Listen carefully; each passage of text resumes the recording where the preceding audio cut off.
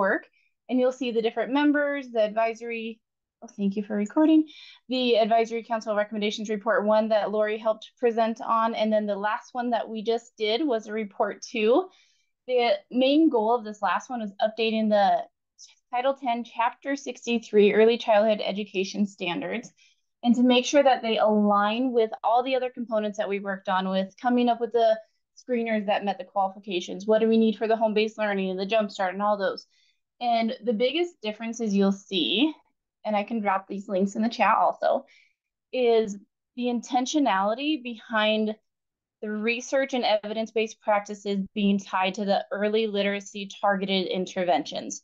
So a lot of it was cleaning up some language that just needed to be cleaned up, but a lot of it was like, what do we really, really want this 4-year-old program to look like? What really is the intention and the main goals and what students need to know and do in the early literacy intervention? So I gladly share this with you. What I can say is the Board of Public Ed was completely in support of the work that the council did. They were in praises over and over about the intentionality, the world of experts that I got to hang out with and just like pretend to tag my name in there with all of you. Like it was pretty exciting to be part of the process and part of the solution and make sure that your schools can get this in your hands as soon as possible, which is a great step in the right direction to, okay, how do we now do these things? So now we know what students need to know and do, what teachers need to teach, and also the different formats. So I'm not going to spend the time unless it's requested going through every little nitty gritty detail on here, more so just sharing with you what specifically was updated so that you can find it, you can review it as you're setting up your programming, knowing what your students need to know and be able to do, knowing what tools to use, knowing who to contact with more questions. And that's this team right here as well as BPE, and just making sure that we are able to like continue to look at the questions and think together on what's missing. I think they've done a complex job with this. It's really thoughtful. And when you have people like Nell and Allison on there telling you like, this is the research, you listen to them and you tie it to your rules. So yeah, beyond that, I'm glad to answer any questions that you may have. I'll drop this like I said, but I want to use your time wisely too. So we can go on to the next item or ask away if you have questions. I just wanted to add one piece, if that's okay. Absolutely.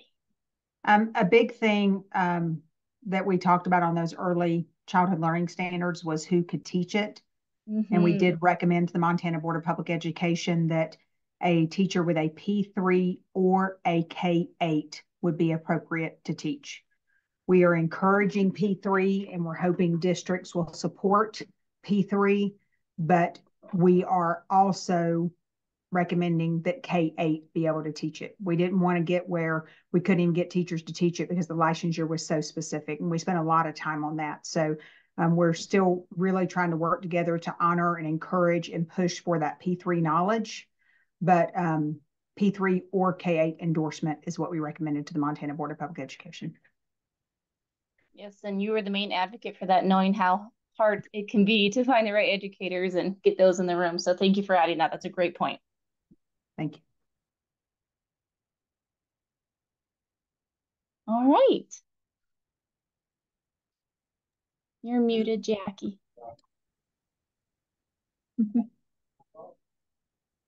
You're still muted, Jackie. What happened? The interwebs. On that note, we have provided the, we've extracted the information that we're talking about from the board packet. It was linked in your email. It's also here in the slideshow. It's called Advisory BOPE Item 7 Review. So what we're going to have you do is open that up if you can, and I will provide breakout rooms. Let's spread out. Kim will put a Padlet in the chat. In your breakout rooms, go through that together. This will be 20 to 30 minutes, I think this could take. At least let's talk at 20. Does that sound okay? And what do you see? What do you notice? What do you want to know more about? and any questions that you may have regarding that. And so that's what we'll be tasked to do that for the next moments or so. Let me just go ahead and do. Which specific document are we looking at again? I mean, I know that we have several in the.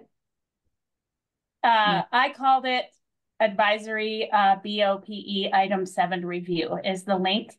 We've extracted it from the Board of Education packet so that we're just focusing on that for you. But is it the one that you just also put in the chat? I think it is. Yeah, okay. I think I was able. Is it different? It's different. Well, it seems like a different one than we got before. Yeah. Right.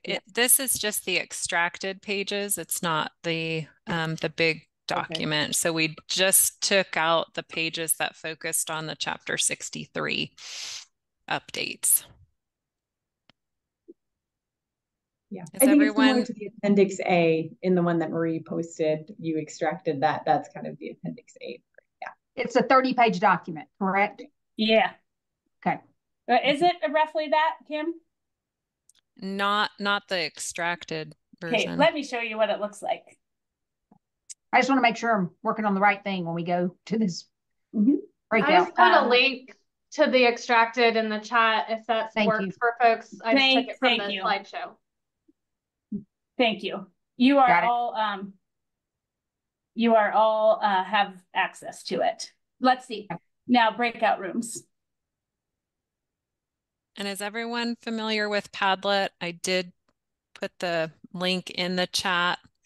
Basically, depending on whichever room you're going to add, you know, the virtual post-its to the Padlet.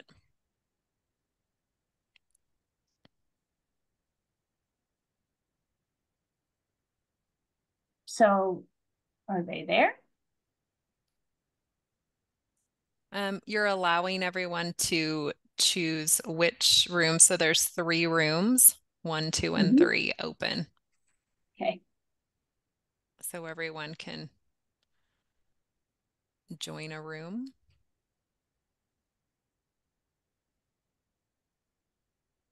Oh, there we go.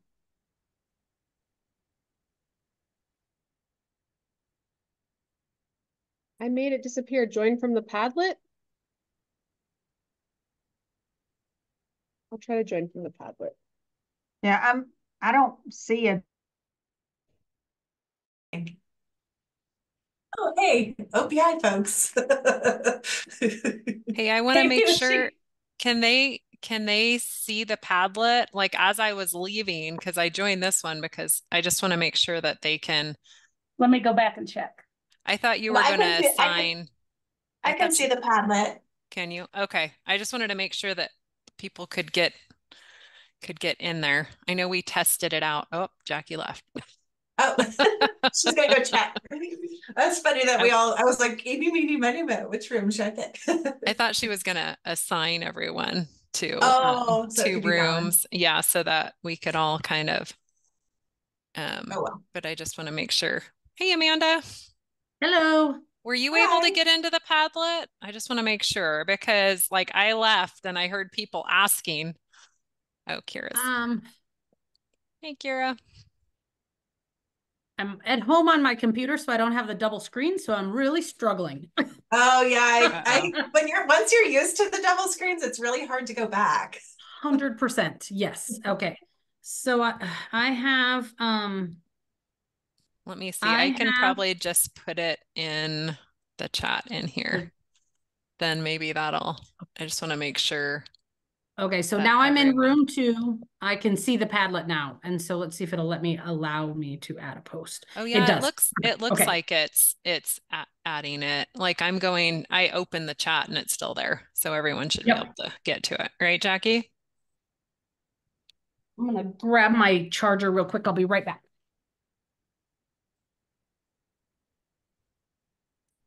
Jackie, you're muted again. It mutes you when you go from room to room. I was just pretending that you're yelling at your kids in the background. I sent them somewhere else.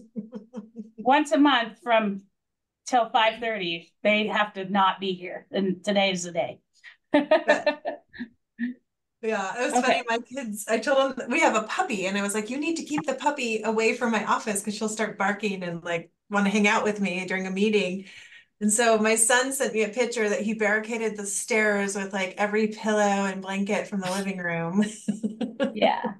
So this document is only 13 pages. Okay. Oh, good. I feel bad I didn't have a chance to read it because I was crammed today, but it happens. I'm going to go fast because some of this is just introductory. This is information on when the board will make an actual decision and how people can participate. We probably and comment on it. Should have prefaced this with when we told like the whole group that anything underlined was a change. No. Yeah. No. We didn't tell them, but they're in good hands. Right. And you guys are in our doable hands. Right. Well, and hopefully the others are, spread out. Okay. They are. So anything underlined is new or is a change, and anything crossed out obviously went away. So this just talks about, I believe, the need and what they're using these standards for. This is for specifically the 4-year-old early literacy classroom program or a open preschool program in the school. They will be guided, they should use the same guidance and standards and use a curriculum that speaks to the 4 core development areas. I want to say these are not substantial changes, really, but I don't know these very well, and Lucy may know more. So speak up if needed. I'll try to. I'll try to on the spot. Yeah. So I'm trying to type on our, like, what do we want to put on there? So like, I'm trying to add a post-it onto our Padlet. So specifically updated for the 4-year-old program. And what else should we put? 4-year-old literacy program. Okay. And an open preschool program. So essentially programs serving children ages 3 to 5. Is that correct? Yeah. And I think they really took out anything that said preschool. It is early childhood education. They do not want preschool mentioned anywhere throughout there. Yeah. So reading right here, it says, program to meet the unique developmental needs for children between the ages of 3 and 5 for preschool programs and between the ages of 4 and 5 for early literacy targeted intervention. But I think the preschool programs has to be in there because of special education. So special education services can be provided as services or as a preschool program. Yeah. And specific to the bill, schools are welcome and invited to have a preschool program. They just cannot receive A and B for such, unless it's literacy, kids that are eligible for literacy intervention. So I would say to put on the Padlet, it's that they make a distinction of what is a preschool program and what is early targeted literacy.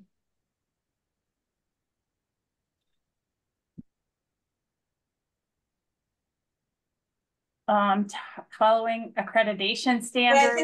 I think in addition to that, just for the confusion for special ed, like it would be considered discrimination if children on IEPs with who failed the screener were denied the access to the early literacy. Right.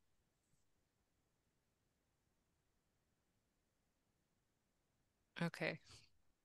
So I just put we're throwing a lot at you. Thank you for taking notes. Made a distinction between preschool and early targeted literacy programs, correct? Mm-hmm. Is that a fair statement? Okay. Okay. I feel better now. Someone else added to the Padlet, like someone in room 3 added to the Padlet. So I'm like, because I see this little bug at the top typing and then I don't see stuff. So, is everybody okay with us not reading this verbatim? Okay. So the next place we come to where there looks like there are changes, they took out preschool and put early childhood education. You'll see this often. They added should know, understand, and be able to do, which is pretty common, those three things. Know, understand, and be able to do, standard-wise.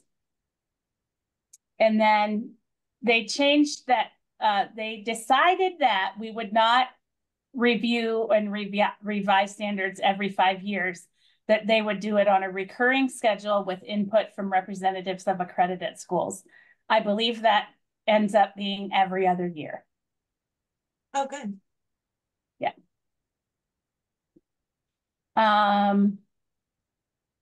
Defining accreditation assessment, no changes there. Developmental domain has some changes, broad interrelated categories, dimensions of early childhood development reflective of taking out preschool, early childhood education in children's learning and growth. And then it notates the 4 core domains and what those are. Social, emotional, physical. They renamed communication as language and then cognitive. Pretty common. I really like that they renamed communication language because it leaves no gray area for what we're talking about. And then down at the bottom, it looks like it was just an addition for curriculum.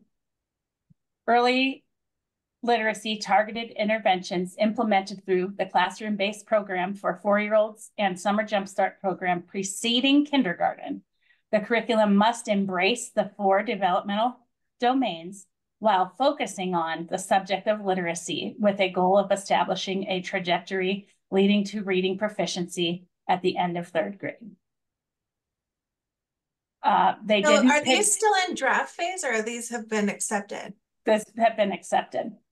Wow. Okay, that's great. I noticed from listening to the Zoom with the advisory that they didn't want to pigeonhole schools into thinking they had to spend 6 hours on literacy only. And that's important because it's not possible. That would create a lot of behavior problems. Right. But they do need to show that they do have a focus.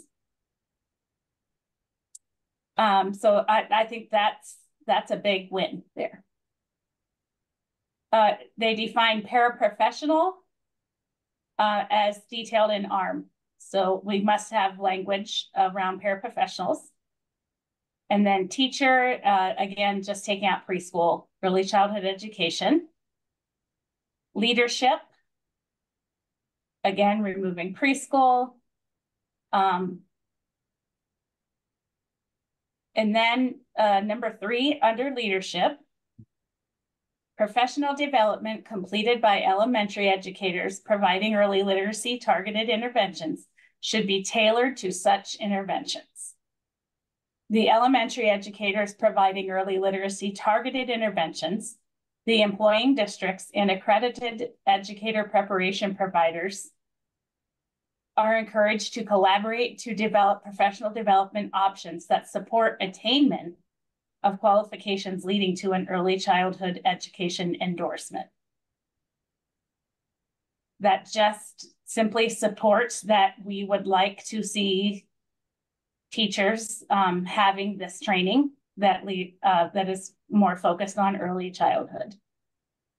And then also that the targeted interventions, that there is training out there for what these are. Kim and I have worked and will continue to pour a lot of time into developing guidance and PD on what these are and what does it look like, and so on and so forth. So moving on, okay. Do you want me to type all these? Because we have the most posts on our column, just so you know. I don't think we need to type all of them. Yeah. Okay. I think you might just put a note, because I mean, correct me if I'm wrong, but I think it's significant to say that in the guidance and in legislature that they're saying we need to make sure that there's PD out to the teachers, or that schools are expecting teachers to get professional development in targeted interventions. So when they say leadership, I'm just thinking of like principals and other staff members. Do they need professional development as well? I think that leadership, well, they should have it, but I think this is saying they need to provide it. Oh, I see. Okay. Yeah. Thank you for clarifying. And above that, I think that we as a collaborative and we as OPI need to make it available. Okay. It's how I see that leadership. Amanda, would you agree? Yeah, I mean, implementing the policies, procedures, and systems is what we do for our entire program, not just this one. And so that's our job, but then making sure that they're getting that professional development. And it's so important, and we pushed it really hard with all of our teachers, not just our pre-K teachers, but I think having some targeted intervention stuff with this for our pre-K through third grade teachers to support them in this being successful. Yeah. And so I think OPI, if we can put that on the top of our list as to how are you guys going to support that professional development for teachers, where are we going to find that? Because obviously cost is always difficult for districts, and finding time to get the teachers that PD. Yeah. So just to keep on your radar, Summer Institute will have at least 2 days of training available. And then we're working with DPHHS to create an MOU. So it's in progress to look at offering that throughout the next school year at minimum, just so that it's on your radar if you choose to participate in this early or 4-year-old program. Yeah, there's been much discussion between Lucy and those of us in early literacy at OPI, and even through Rachel, who does the literacy grant, of what we need to bring together and bring to the table, who we need to bring to the table to get this stuff out, and where are the best places to have it. You'll see some stuff pop up through the CSPDs, I hope, as well. Yes. Yeah, that's, and I'll talk to Erin Lipkin, who runs ours here in the Western, making sure she's got that on her radar. I think it's important also, and we've offered this before, we're going to be in year 4 because our literacy grant gave us the opportunity to start this program 3 years ago.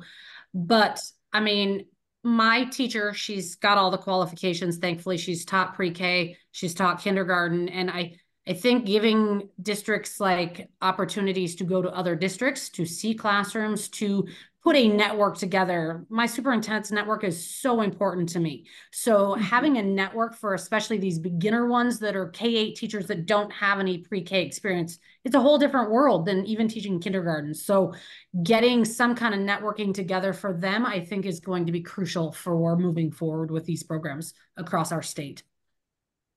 The other 2 groups are wrapping up, and we have just had so many things to talk about. So just very quickly, another key point in this, and then you guys can read through more on your own, is the enrollment or class size. Class size. The school district must assign qualified human resources that comply with all fingerprint and background check when exceeding maximum class sizes at a rate of 1.5 hours per day per student overload. So above that is 18 total students and a teacher for every 10, or a para for anytime they go over 10. That's not new. Those numbers are pretty clear. But we've followed our kindergarten, which is 20 total students. I thought that's what it was. And so we're at 24 and have the 2 extra paras in there. So we will not be able to do 24 next year. Our max would be 22 then, you're saying? It looks like it. They're saying that excessive. An overload of 5 students, so 18, 19. Yep. Yeah, is excessive. And you may want to stay, I think if you have 18, does that mean you need 2 teachers? Or 18, a teacher and a para? A teacher and a para is fine, and then an hour and a half a day for each student over. So if we have 19, we'd need a teacher, a para, and another para for an hour and a half. Okay. If it reads the same as kindergarten, that's how our kindergarten reads, except with 20. Yeah. I think if anybody has questions about that and through your networks, come back and we can have somebody talk to us further about that. And then enrollment eligibility, that we know about that. We've talked. And then it just goes through all of the developmental domains. And I'll let you guys read that, but I will note here, they took a lot out of communication and rewrote them to reflect calling it language. So although I don't think there's much change in what it actually was, it was just relingoed, if you will. Okay. So those are the big things. But you have access to this. So go ahead and finish going through that on your own time, and we'll go back out of here before the other folks. I know, they were speedy. I don't know how in the world they did that. How do we go back? So I have to do it. Oh, okay. Thank you. I was going to say, if we hit leave, you're totally out. Like, that's what I was worried about. I sent a message that said 30 seconds. Oh, good. Okay. But we can, no, we don't want to close all rooms. It's such new things. Return to. Yeah, but we can leave room. Well, usually it says return to main session when you have a. Down at the. Oh, she's gone. How'd she do that? I don't know. Because when I click on that in the corner, it says leave meeting. Yeah, I think she's the host, so I think she has a lot more. She's left us in lingo. We get to hang out. Oh, there we go. Okay, there we go. Now we can leave. See you later.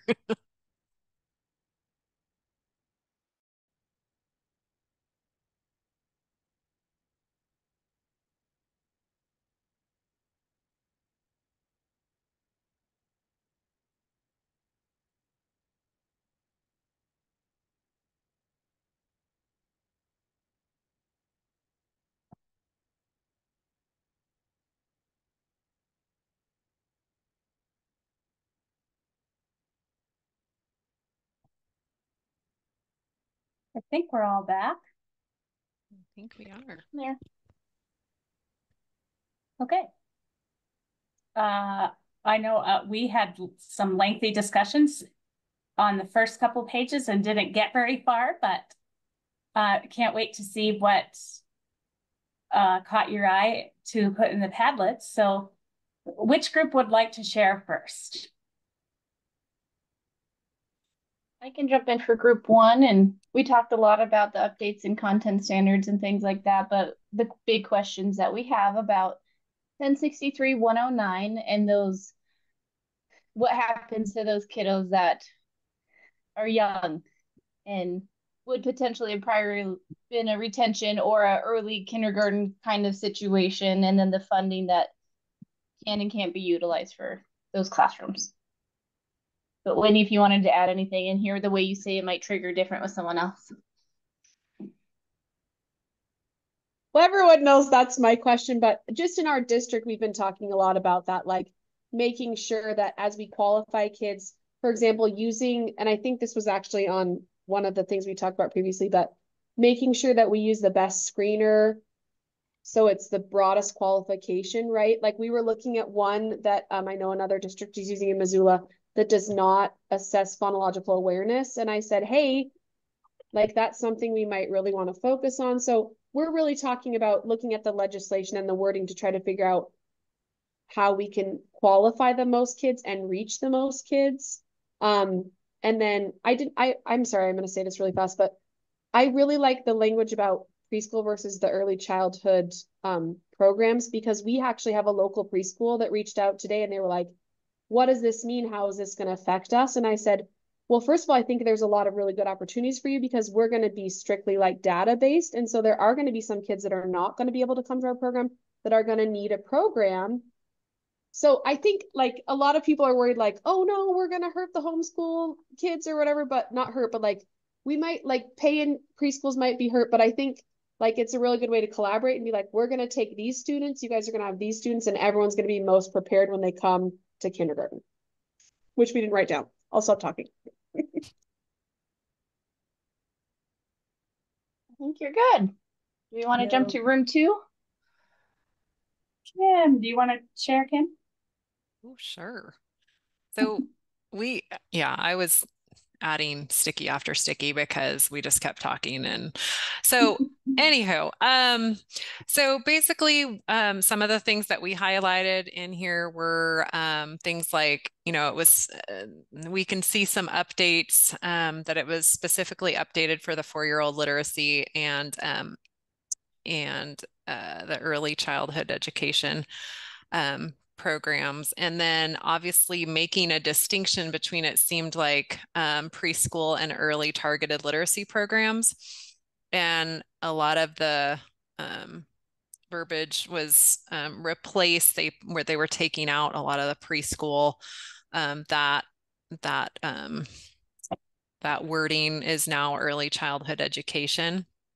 And we really liked the fact that they've updated the developmental domains to include 4 domains, and those being social and emotional, physical, language, and cognitive.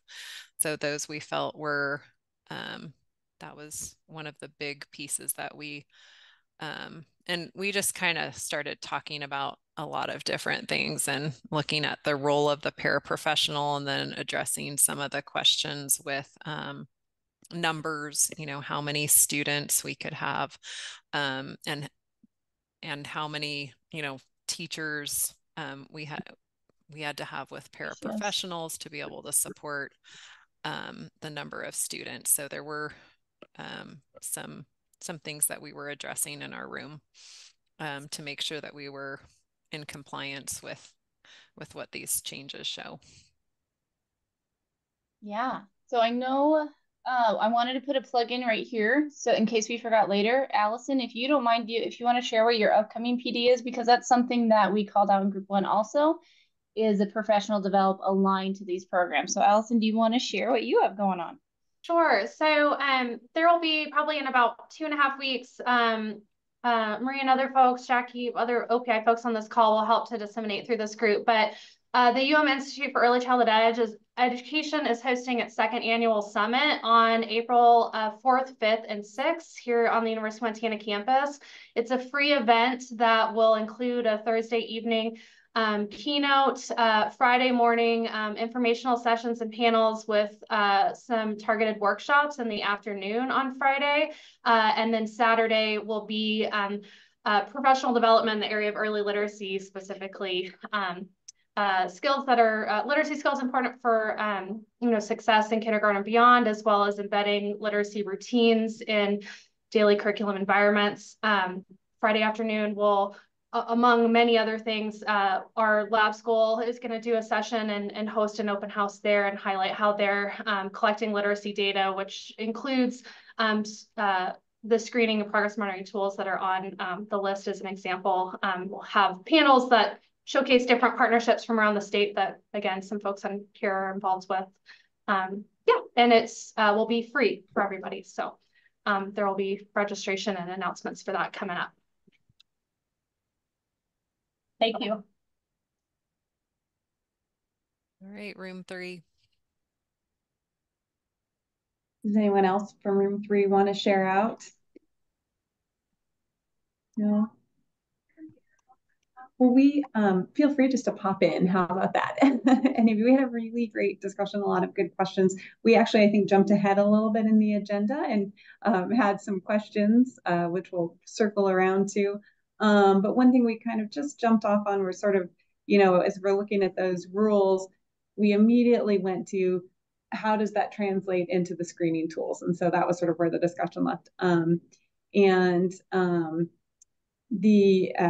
Lori Barron shared from Evergreen, sort of the plan is, they'll use one of the board approved screener tools in the April, May, June timeframe, but also continue to use their own diagnostic and benchmarking tools because they want to have that consistency of data and information for themselves. So throughout the year, but just, we kind of discussed the point that as the collaborative, we hope that we can help our community sort of understand this, the importance of eligibility, finding eligibility at the right time and with the right tools. And that it's the April, May, June eligibility that allows students to be eligible for the following year.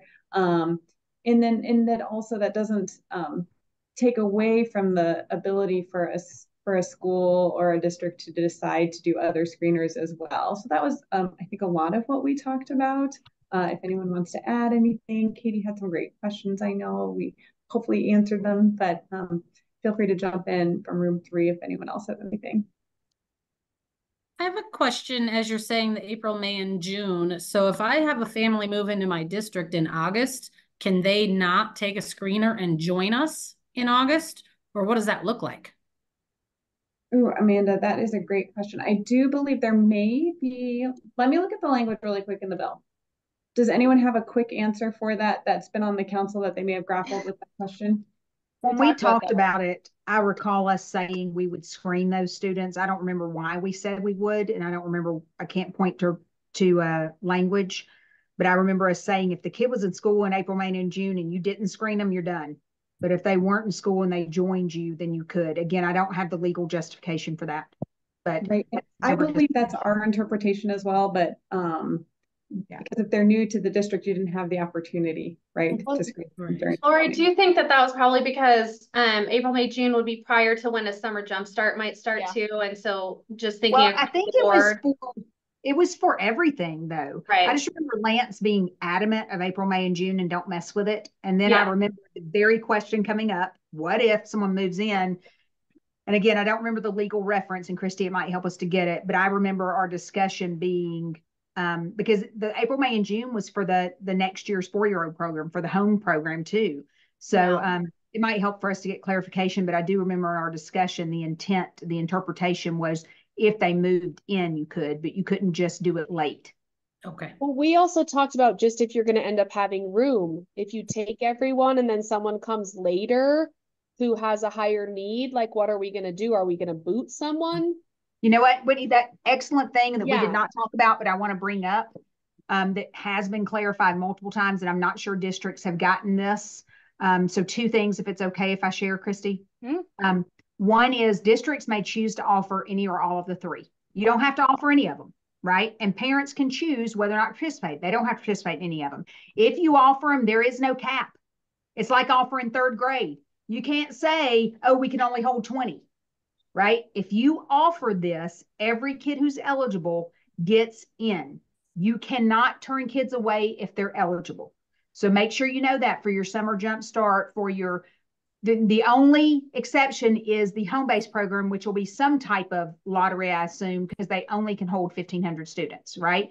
But for the district operated programs, if they're eligible, you got to serve them. Like currently, we only do 1 early kindergarten 4-year-old program, and we take the top kids who need it, and the other kids who would qualify, we just don't have room. Well, now we'll have to serve them. So that's one thing to keep in mind. If you choose to do it, you cannot say, well, we don't have space. We can only do 1 classroom. Well, this is just like a 3rd grade classroom. You can't say we only have space. We're only going to do 1 3rd grade, right? So keep that in mind.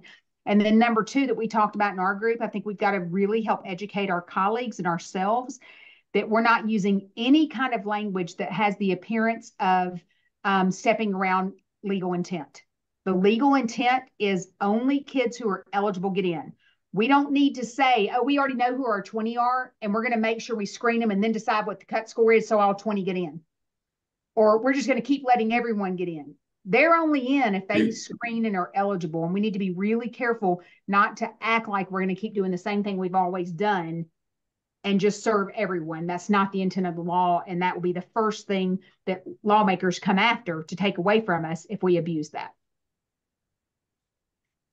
With those screeners, how do we find where that benchmark is as to if I'm using the Early Lit Star, for example? I think we use vendor recommendations, right? The council chose not to set benchmark scores for every one of those screeners, right? That is a local control decision that will bite you either way. So you say, hey, I want every kid to get in. We're going to say you got to be 99th percentile or you're at risk. Well, first of all, you're going to have to report that and you're going to look silly, right? But you do that and every kid comes in and you're going to need the same number of classes as you have for kindergarten for this early literacy. Do you have that capacity? Or you say, hey, we got room for one class. No way we can hold 4. So we're going to make it 20% or lower, right? And then you're not screening any more kids and you're not helping kids become literate. So what we've talked about, my recommendation, I'm not speaking for anyone else, is forget all that stuff and decide what is a legitimate cut score that if a student scored below it, they're at risk of not being literate, right? That's what we should use. We shouldn't be trying to manipulate the score to get fewer or more kids in. And I think that, you know, OPI will be looking at that when we're reporting our stuff. I think legislators are going to be looking at that. We need to use the ethical cut score. If a student doesn't score above this, based on the test, what the vendor has told us, then they need to qualify.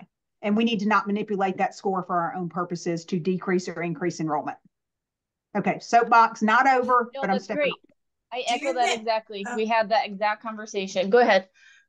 Do you think that percentage might reflect, like if you looked at your GEMS data and said, okay, our district is at 65% of our kids are not proficient or advanced, that to project how many teachers you might need, would that be something to look at?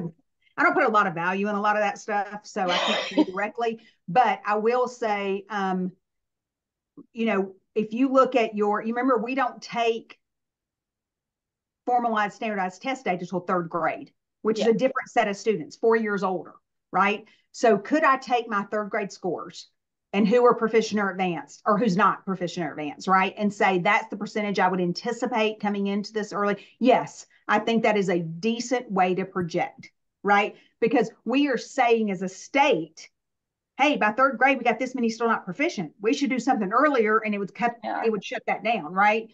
So we've done early kindergarten for years, so we have some different data we're using to project. Like we have 18 in the class and we have 18 on the waiting list. So we're saying 36. So we think we're going to need 2 classes next year instead of 1. That's what we're doing. We've had a waiting list every year for an additional class based on our screener that we can't use for this. But so that's how we're predicting. But for a district who's new and hasn't done it before, I think a starting point, Lucy, is what you just said. What were your 3rd grade not proficients, and anticipate that. I do want to caution that percent proficient doesn't mean that's what that benchmark percentile would be. Right. Yes, no, you're good. I know Two totally different things. That. Yeah, I'm saying if you're setting it at the 20th percentile, because some people say you do MAP, which is not one of the screeners. Some districts, I know they have 60% as that's their benchmark, but what the standard in NWEA is the 40th percentile. So I think that's, and part of why we talked about not setting that is what it is in Sunburst, Montana compared to Ekalaka. It might be very, very different on where they want to set that cut score, and we weren't going to decide that for lots of reasons. So yes, thank you, Lori. I just want to tag that on so we didn't have I'm sorry. I don't want to confuse those two terms. Totally different, right? Again, I recommend you go with vendor recommendation for what the cut score is, right? I recommend you don't manipulate it to make your numbers higher or lower. And even if it worked for your district and you didn't get busted and no one found out, right? It's not the intent of the law. And it's going to hurt the overall whole if they think a bunch of districts are doing that. So. Can we bring in kids that don't score low and just not claim them for A and B? Yep. That's what Whitney and I were talking about. Yeah. Especially, look, so, you know, the cap is right. You can't have more than 18 in a class with a paraprofessional, or 10 in a class without a paraprofessional. That's part of those recommendations we just looked at, right? So let's say you had 12. You have to hire a teacher and a paraprofessional. You're stuck. Let's 6 more in, right? Don't claim them, But, right. you know, I mean, you could, that's what I would do, right? Okay, but perfect. You just can't claim them for A and B. Yep. Okay. That's what I thought, but I just wanted to double check. Thank you so much. And so for a district, I had a colleague call me from Central Montana. Lori, there's no way I'll get fired. I'll get run out of town if I do not let every kid in. The expectation of this community is every kid has an exceptional circumstance, which is why the legislature came after us, because we're saying every kid gets exceptional and can get in. And he said, I got to let them all in. I said, okay, make sure your general fund will hold it, let them all in, and only take A and B for those who meet eligibility. He was like, oh, I might stay employed. You know, so I mean, perfect. we need to be legal. We don't need the appearance of trying to skirt any legislative intent. Christy, you're not going to invite me back, are you? Oh, no, you're always invited back, Lori. We appreciate you. And I see, Jesse, you have your hand up. So go ahead and give that. Sorry, guys, I have a little bit of a cold, so my voice is going away. But Lori, maybe you can answer this question, or if anybody else can. I was looking at the assessments, and I'm wondering, the PELI, for example, there are several different subtests inside there. So if the child, say, scores low in oral language, but does great on the rest of it, and their whole composite score is above the cutoff that we decide, but there's one subtest was lower, can we say as a district, if they have a subtest, that any subtest that is below this cut score, you get in? Can we say that? Yeah. You know what I mean? So that I just don't want to limit it so much that it's just the whole composite score. So let me speak to that really quickly. Like when you look at the spreadsheet, the matrix for the screening tools, and it has the X's as in the columns based on those the literacy skills that those screeners, thank you, whoever has that up, the literacy screeners and what they measure. For the 4-year-old program, you only need to utilize a screener in one of those areas. So it just has to be like, you'll see that there's screeners on there that are only associated with oral language, but like the PELI goes across them. Right. So I would say that if they're low in one of them, then that's the qualification criteria. Okay, sounds good. I just wanted to clarify. I think you're muted. I do see George. Who's sharing their screen? Can you scroll down? Keep scrolling. Keep scrolling. I felt like for us, the PELI would be an easy win because we're already using Acadience. Right. But I wanted to just confirm that. And I think it looks like it gives great information. I've never actually given it. But yes, we use the PELI at our lab. Okay. Actually. Yeah. Yeah. I'm really excited to look at it more in detail. But thank you. And then I also had one more question. I know we've talked about this in previous minutes, but I was just talking to the administrators in Helena. And you can get full A and B and half A and B. What are the hours for half A and B? How many hours do they have to be at school? I couldn't find it. I know it's somewhere. Yeah, full is 720. Okay. And then 720 hours. Yeah. Okay. And then it would follow it. The superintendent business clerkship. It follows how many hours as it goes down, where it goes from half, or you have to offer half or full and allow them to choose one or the other too. But it would follow that same A and B structure for a kindergarten student. Okay, so they can choose. So you have to let them either do full or half. You can't just say we're just doing full or just doing half. Correct, but you can say we're only offering half from 12 to 3. Yes. You can't choose, I'm going to do half and it's in the morning. If the district chooses, no, we're only offering half in the afternoon, or we're only going to offer half from 8 to 4, or 8 to 12 or whatever. Right. So the district can choose when that half is offered, but the parent can choose half time. Okay, great. Could it be, how we do in kindergarten? Sometimes the parent wants half and they just attend a full day program, but they just go half the day. Can you do that too with this? You know what I mean? I'm looking at Christy. I believe so. Yes. I think you have to. Okay. Yeah. Okay. Yeah. So they could just leave early. Technically. Yeah. And that's up to the school if it works with your schedule and your format and if you have an 8 in the afternoon or not in the morning based on your funding and those things. Yeah. Yep. Sure. Okay. Thank you so much. Sorry to take up so much time. No, good questions. I love it.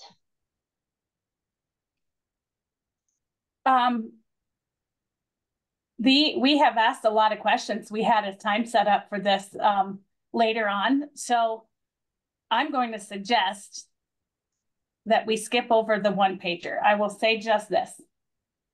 Most of you have seen the one pager that we put together. It's had feedback from everywhere. It's not all inclusive. We know some things that are not on it. But is anybody hesitant that we send that out, or is this group okay that this can go out to communities and superintendents and schools and districts?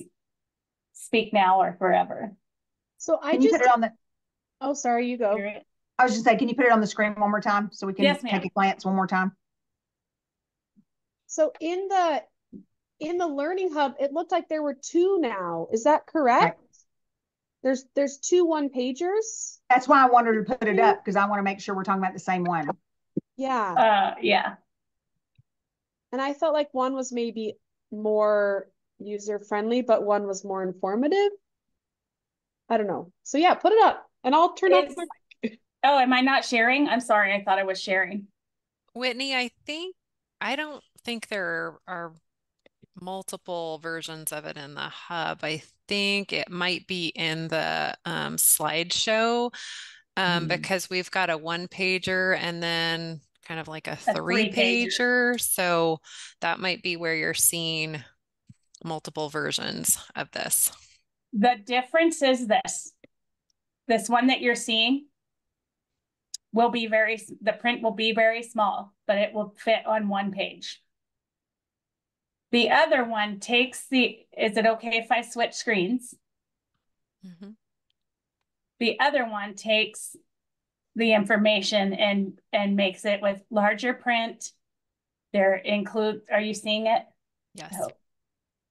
In a code that takes right to the OPI website. It is more user-friendly. It doesn't have any more information except for there is a little bit of funding information.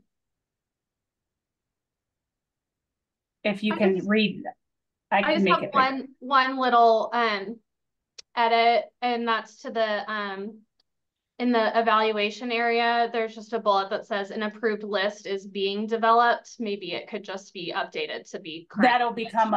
That will become a QR code to take us right to that list. Or just a link, because QR codes only work on phones, man. They should make it so that you can touch your screen too. Yeah. It'll have I think it'll end up being either or. But a link only works for somebody who's viewing this digitally. Yeah. Yep. If it's printed and it goes out to somebody, that QR code is helpful. Perfect. And so,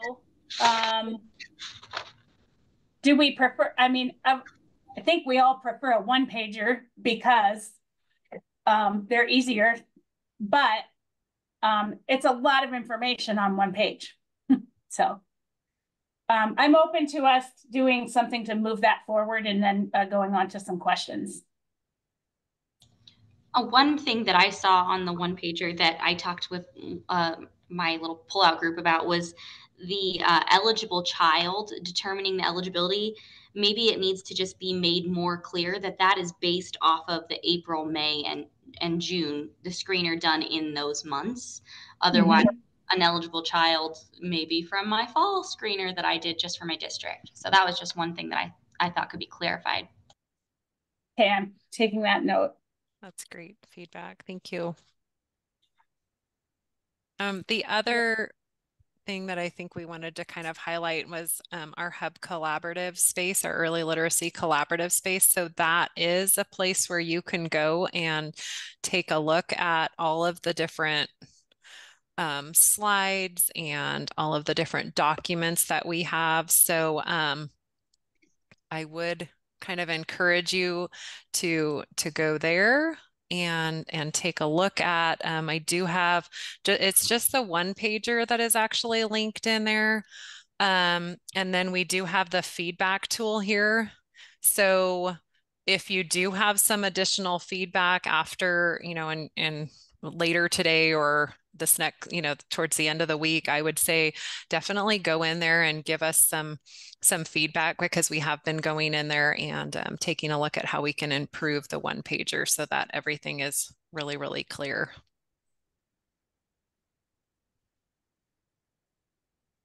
And I think that a good reminder too is just, this is really for all students, right? Like, all students all parents can request that their student be screened for this. Even if their student does have an existing IEP, this is something that a parent can request that they be screened for. So this is really for all students, understanding that that student may already have had a lot of screenings, but if they meet the eligibility requirements, they would be eligible as well. So I don't know if we want to incorporate that in the poster somewhere, but thanks, Lucy, for that good reminder. It just might be something that we might want to have in that eligibility or not. I mean, it really is for all students. So just that consideration. Well, sorry, I just want to piggyback off that because, and I think I don't know why I talked about this, sorry, but like people have to start making their childcare and preschool plans, right? So there's just been some discussion about, are we stepping on the toes of other care providers if we tell like families about this? We don't want to like offend any programs, but in our district, kind of, we're talking about making sure that everyone comes and gets screened sooner than later. So they will know where their child's going to go in the fall, and they don't end up having to wait to figure out if they're going to qualify. They can make plans accordingly. Either you qualify or you don't. So we're trying to sort of spread the word in that way. Like, let's all be informed. Every program is going to be informed. We're going to find the best place for each student to have support. I would say that I fielded a question from a superintendent, and the question was this: we would like to screen kids in January and February so we can start planning. Sure, you could, but we will require that the data used to determine eligibility comes from April, May, or June screening. And so also we know if a child is screened in January and screened again in April, the likelihood of them doing better is high because they're experienced at taking that screener now. Good or bad. Yay, they're doing better, but you see where that can go. And some screeners have like time periods where you can't repeat that same thing for 90 days or however it is for it to be a valid and reliable assessment. So that's a really good point to bring up. Yeah, I would also just mention in that vein, regardless of the screening tool used, the period of development that we're talking about, there's such milestones that jump, and so it would be inappropriate to screen that early for something to receive services in August, just what we know about child development. Yeah. That's and that. So if anybody has, we have about 5 minutes left. So what we want to do is, if there are any more like questions out there that you've had people ask, even if we talked about them tonight, could you flood the chat with those questions so that we can get them documented and make sure that we're working on finding answers to those questions for you all to share? And before we flood the chat, I'm going to drop the link to the collaborative space on the hub so that, that there's a direct way to get there. And I will leave this open for a while because we'll be reading through the chat and getting those links out of there. Even if you think it's not really a question, or go ahead and put it in there. I've come across a couple of different incidences where they're self-interpreting everything and they're very wrong. So if there are people out there who are choosing to go about this without direction, we might be able to save them some time.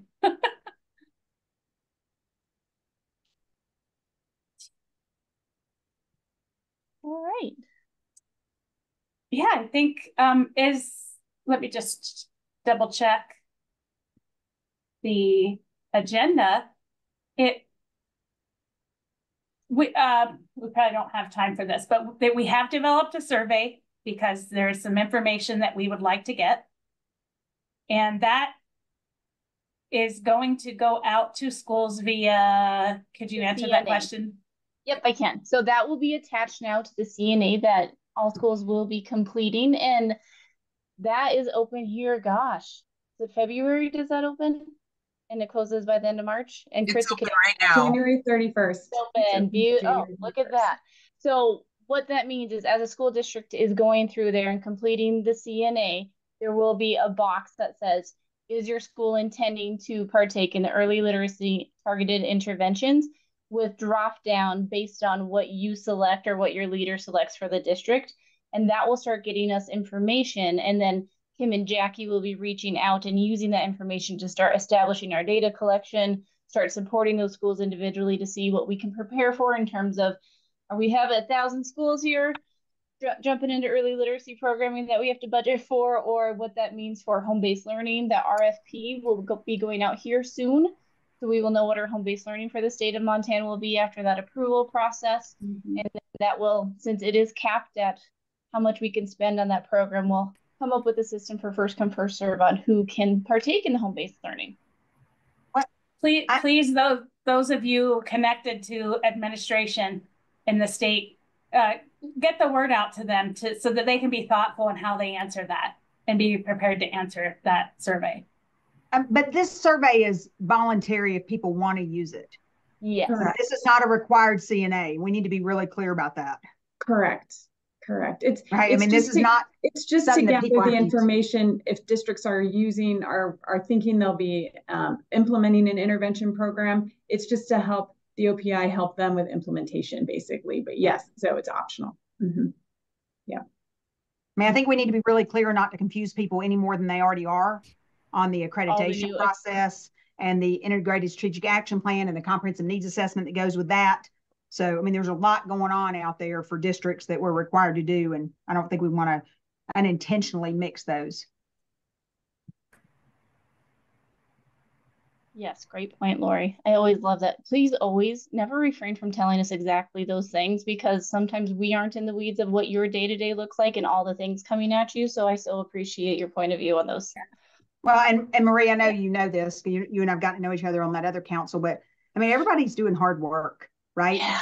And the boots on the ground is hard. Last week, I remember week before last, we were dealing with, as the whole state was, at 10 o'clock at night, a threat for bomb threats and whether or not we were going to school the next morning because of snow. And we're getting emails about your accreditation is due. Yeah. It just feels like such a disconnect sometimes. I'm trying to decide whether to put kids in the building based on bombs or snow.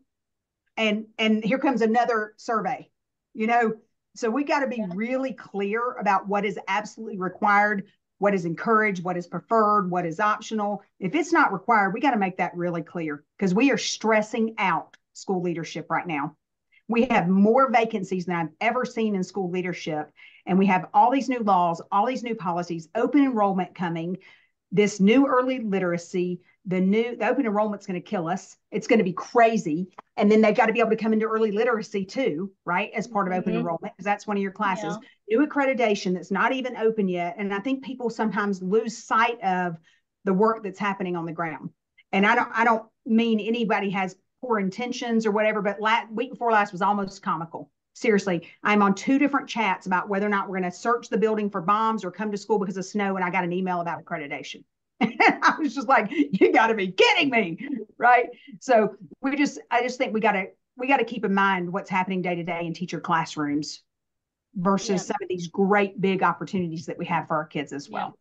Yeah. And I hope that this is one of those opportunities for us to transition from a place of accountability for schools, but rather a place of support for schools.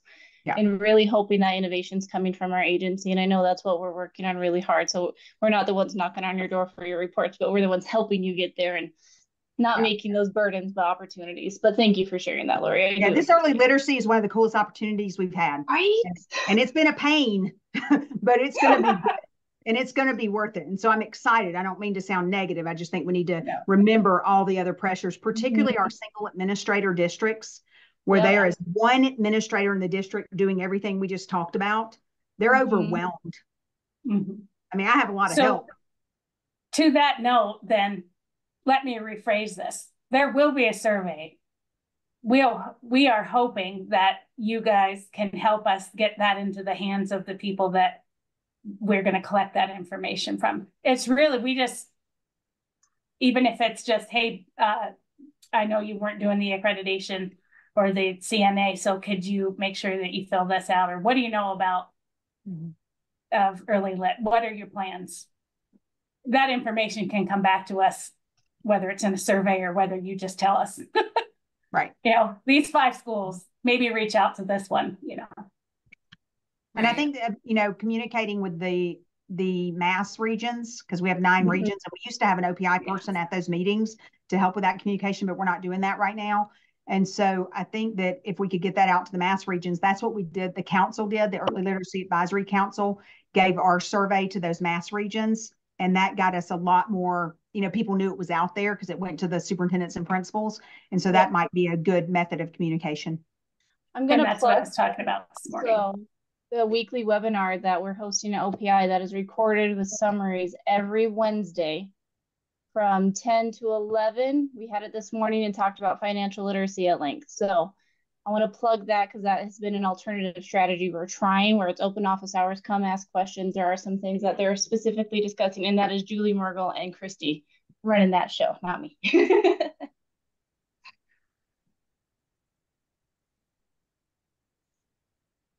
Where can we find a link to this CNA with this survey that will be coming out? Will it be posted on OPI? Will it come through this group?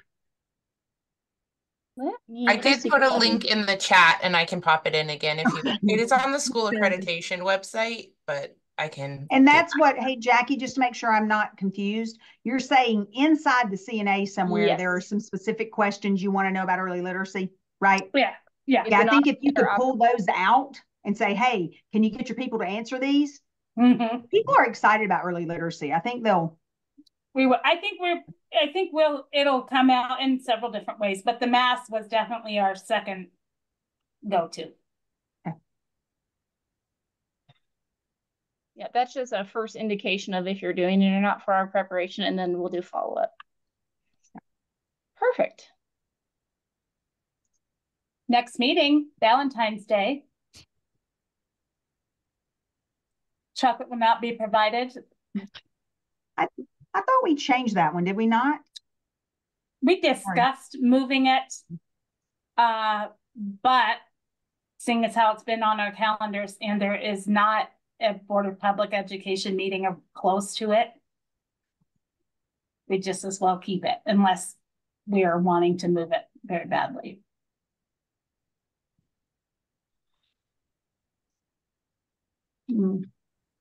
I know I will not be able to attend the 14th, but that's just one person here. Yeah, I can't either. I'm having, so. Okay. The National Superintendent's Conference is that day. I'm not going to be doing anything romantic. Oh, me neither.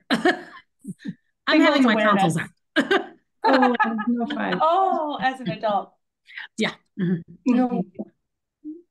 Is there anything to add, or are we comfortable with quitting today? Closing out the day. Thank you all for the questions in the chat. I see a bunch in there. I know I popped some in there as well, but thank you all for bringing the questions to us. I do think, I'm sorry we'll miss a couple of you on the 14th, but I think coming back, I know then we should plan the next one to be after the next board meeting, but I think that grappling with these questions, you bringing these questions back to us, because it's so helpful. This collaborative is so helpful in us helping to prepare for that implementation, as well as then you helping to share out the information. We really appreciate your time. So thanks, everybody. Thank you for your time, everyone. Thanks, everybody. Thank you, everybody. Have a great day.